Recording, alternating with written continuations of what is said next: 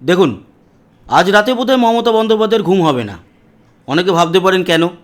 ভবানীপুরে একমাত্র আসনে উনি দাঁড়িয়েছেন যেখানে বিরোধী দলনেতা প্রার্থী হয়েছেন শুভেন্দু অধিকারী, এবং ভবানীপুরে এত লোকের নাম বাদ গেছে এসআইআরে, সেখানে উনি জিতে আসতে পারবেন কি না তা নিয়ে সন্দেহ।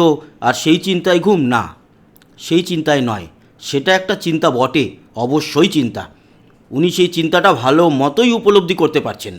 কিন্তু আসল ব্যাপার যেটা, সেটা হচ্ছে 18ই মার্চ এই বুধবার সুপ্রিম কোর্টে উঠতে চলেছে ফাইল চুরি মামলা।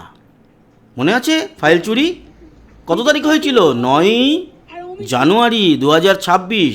তারপর থেকে এরাও পিছিয়েছে, তারাও পিছিয়েছে, পিছাতে পিছাতে ওই যে সানি দেওয়ালের ডায়লগ, তারিখ পে তারিখ, তারিখ পে তারিখ। উনি আজকে যে ঘোষণা করেছেন তৃণমূল কংগ্রেসের তরফ থেকে প্রার্থীদের নাম, তাতে চমক কিছুই নেই। যেমন জ্যোতিপ্রিয় মল্লিক, একজন স্টাবলিশ হয়ে যাওয়া চোর, রেশন চোর, তাকে দাঁড় করিয়েছে। মদন মিত্রকে দাঁড় করিয়েছে, মদন মিত্র জেল খেটে এসেছে।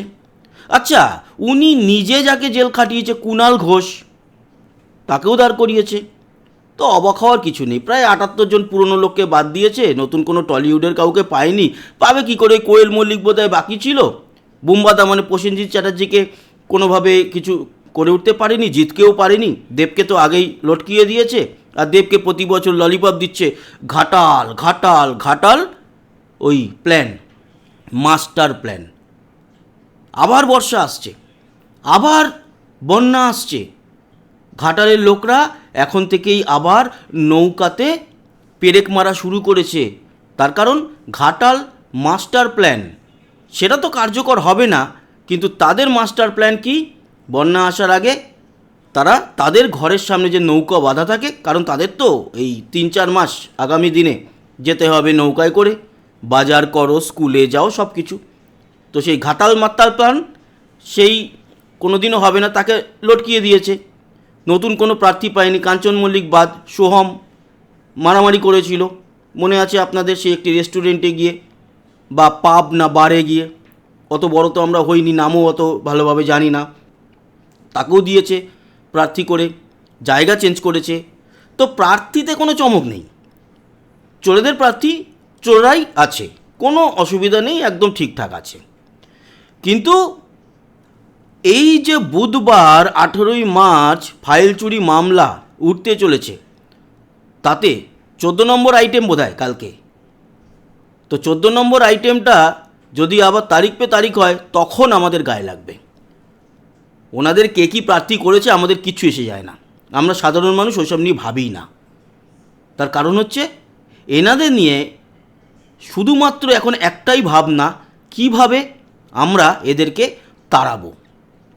সাধারণ মানুষ জোট বেঁধেছে, সাধারণ মানুষ একত্র হয়েছে, সবাই চাইছে ওই সিসিগুলো ছাড়া, সিসি মানে আপনারা ভালো করে জানেন চটি চাটা, ওই সিসিগুলো ছাড়া বাকি সবাই একদম জোট বেঁধে গেছে, কোনো টেনশন নেই। এবার আসি এই যে বুধবারের মামলা উঠবে, সত্যি বলছি বস, আপনি বুকে হাত দিয়ে বলুন তো, আপনি বিশ্বাস করেন কি যে এই বুধবারের 18ই মার্চের যে ফাইল চুরি কেস, সেই কেস কোনো দিকে জল গড়াবে? আমি অন্তত মনে করছি। কেন বলছি জানেন তো? তার কারণ 18ই ফেব্রুয়ারি সেই মামলা উঠেছিল এবং পিছিয়ে দেওয়া হলো কবে? এই বুধবার 18ই মার্চ, 1 মাস পিছিয়ে। যখন এই মামলা আবার উঠছে, তার আগে অনেক কিছু ঘটনা ঘটে গেছে। কি কি? যেই ঘটনাগুলো আপনারা যদি একটুখানি ভালো মতো ভাবেন তাহলে বুঝে যাবেন। দেখুন, ভোট ঘোষণা হয়ে গেছে, এমসিসি লাগু হয়ে গেছে, আমাদের কলকাতার পুলিশ কমিশনার সুপ্রতিম সরকার, তাকে সরিয়ে দেওয়া হয়েছে, এসছে অজয় নন্দা, এবং আরও ডিজি চেঞ্জ, মুখ্য সচিব, স্বরাষ্ট্র সচিব, সবাইকে চেঞ্জ করে দেওয়া হয়েছে। এখন এক প্রকার ক্ষমতা বলাই যেতে পারে নির্বাচন কমিশনের হাতে। তাদের ছাড়া এই মুহূর্তে নট নরণচরণ, নট কিচ্ছু। এরকম জায়গায় একটা ঠুটো সরকার হিসেবে দাঁড় করিয়ে দিয়েছে। এবার আসল সময়, যদি দেখা যায় যে সত্যি ফাইল চুরি মামলাতে উনি একেবারে ফাইল সত্যিই চুরি করেছে, মোবাইল চুরি করেছে, সেগুলো করেছে আপনারাও জানেন, সেই ভিডিও সবার কাছে আছে, প্রত্যেকে জানে কি ঘটনা সেদিন ঘটেছিল। 9 জানুয়ারি, এক্স্যাক্টলি 9 জানুয়ারি না 8ই জানুয়ারি, 9 জানুয়ারি মনে আছে আমার। সেদিনকে আপনারা দেখেছেন সবুজ ফাইল, তারপরে আইফোন, ইডির, সেগুলো নিয়ে চলে এসেছিল। এতদিন কিন্তু চুপচাপ ছিল, এবার গুটি মনে হয় সাজিয়ে নিয়েছে, মনে হচ্ছে। আর গুটিয়ে সাজিয়ে নিয়েছে এটা বিরোধী দলনেত্রী যেরকম ছিল একেবারে চাঙ্গা, সরকারের মুখ্যমন্ত্রী কিন্তু সেই একই ব্যক্তি একেবারে মরাল ডাউন হয়ে গেছে। তাই শুরুতেই বললাম আজ রাতে বোধহয় ঘুম আসবে না, যে আগামীকাল সুপ্রিম কোর্ট কী নির্দেশ দিতে চলেছে। এমনও আশা করবেন না যে কালকেই একেবারে 100% বিরাট বড় একটা মুভমেন্ট হয়ে গেল, কিন্তু পথ কালকেই হয়তো খুলে যাবে এরকমটা মনে হচ্ছে। শুনানিটা হওয়া দরকার, প্রমাণ সব ইডির কাছে আছে। দুটো বিষয় নিয়ে কালকে মনে হচ্ছে আলোচনা হবে। এক, এই মামলায় সিবিআইকে জুড়ে দেওয়া হবে। আর দুই, কালকে এই তদন্ত প্রক্রিয়াকে আরও যাতে এগিয়ে নিয়ে যাওয়া যায় সেই ব্যাপারেও সুপ্রিম কোর্ট নির্দেশনা দেবে। 2-1 পুলিশ কর্তার বিরুদ্ধে কালকে কিন্তু বা বুধবার 18ই মার্চ কিছু নির্দেশিকা আসতে পারে, এটা আমরা মনে করছি। একেবারে যে 100% আপনি চাইছেন যে এটা হয়ে যাক, কি ফাইল চুরির মামলায় গ্রেপ্তার হোক বড় মাথা যিনি ফাইল চুরি করেছিলেন, সেটা কালকেই হবে কিনা বলা মুশকিল, কিন্তু ঘটনা সেদিকে গড়াচ্ছে আর সবাই সেটাই চাইছে।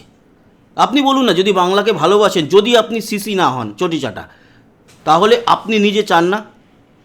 আমরা প্রত্যেকেই চাই, আর প্রত্যেকে চাই বলেই এই মামলার দিকে আমাদের সকলের নজর।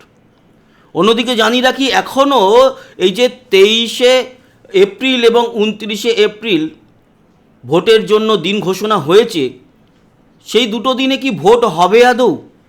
হবে কি 4 মে ভোট গণনা? সম্ভাবনা কিন্তু কম।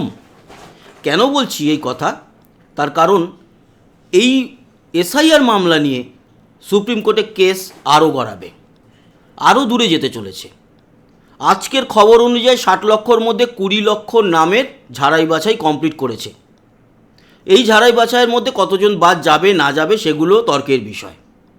শোনা যাচ্ছে যে মোটামুটি 30% বাদ, তাহলে ওই 7-8 লক্ষর কাছাকাছি যদি বাদ যায়, বা 6 লক্ষর কাছাকাছি, 6.5 লক্ষর কাছাকাছি যদি বাদ যায়, সেক্ষেত্রেও আমাদের যে টাইমটা লাগবে 10 তারিখ 10ই এপ্রিলের মধ্যে এগুলো কমপ্লিট করতে, সেটা সম্ভাবনা কি আছে?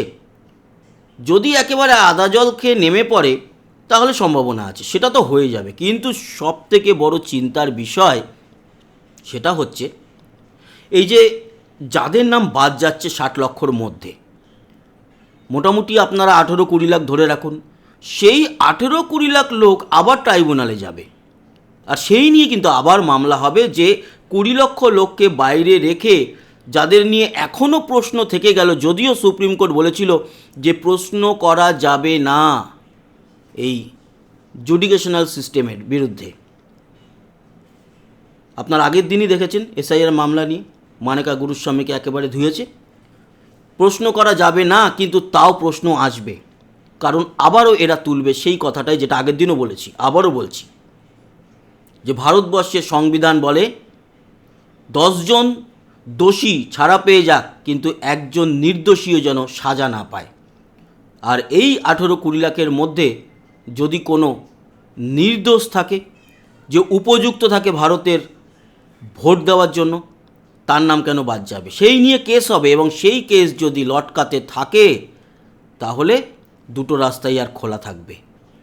সেটা হচ্ছে এক, রাষ্ট্রপতি শাসন, যেটা নিয়ে সারা ভারতবর্ষ হইচই পড়ে যাবে, যে দেখো পশ্চিমবঙ্গ সরকারকে হাঁটানোর জন্য কেন্দ্রীয় সরকার কীরকমভাবে প্ল্যান করে এই সরকারকে ভেস্তে দিল, রাষ্ট্রপতি শাসন জারি করে দিল, নিজেরা ক্ষমতালোভী তাই।